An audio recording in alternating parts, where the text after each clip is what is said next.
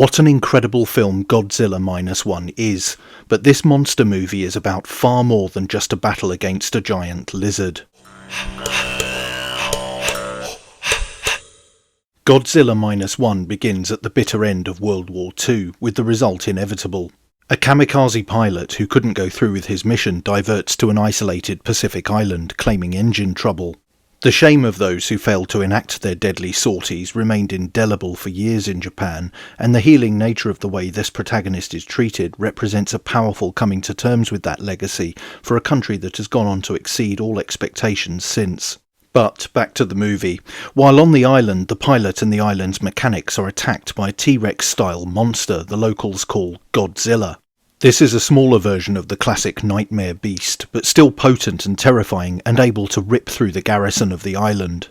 The pilot, named Koichi, survives the onslaught and returns to what is left of Tokyo, where his parents have been killed in a firestorm, and he is treated badly after it emerges he's a failed kamikaze pilot. The devastation of post-war Japan is wonderfully, if that's the right word, rendered, and the gorgeous retro-look colour palette is a joy to behold. I won't go through the entire plot, as this is a history channel, and I want to explore the story behind the story, and it is one I've alluded to already. This is about Godzilla being reinstated as Gojira, the Japanese allegory for the devastation wrought by nuclear weapons, and some of the scenes of annihilation are breathtakingly poignant for those who have seen real images of what Fat Man and Little Boy left behind.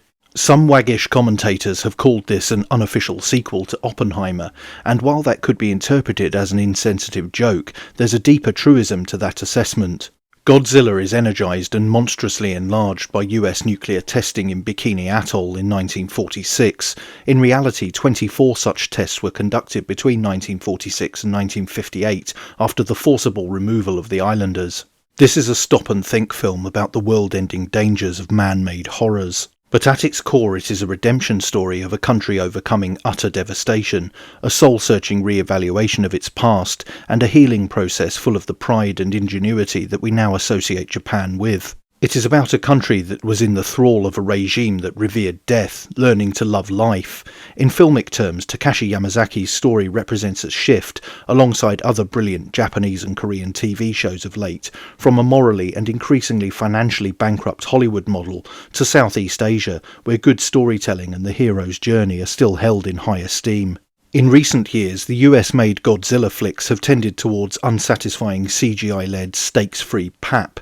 This is a character-driven epic set against a heartbreaking backdrop of suffering, but it's a truly hopeful tale with emotional swells you wouldn't think were possible in a movie about a giant killer lizard. But that was Godzilla's beginning, and now, thankfully, its future. There was spontaneous applause at the end of the film in my cinema. For US viewers used to whooping and cheering, this kind of thing just doesn't happen in emotionally stunted UK movie theatres, but it was richly deserved. Do yourself a favour and go and see this film. But that's it for this video. Don't forget to like, share, and most importantly subscribe. And you can also support the channel on Subscribestar via the link in the description, or via YouTube Super Thanks. Thanks for watching. Bye for now.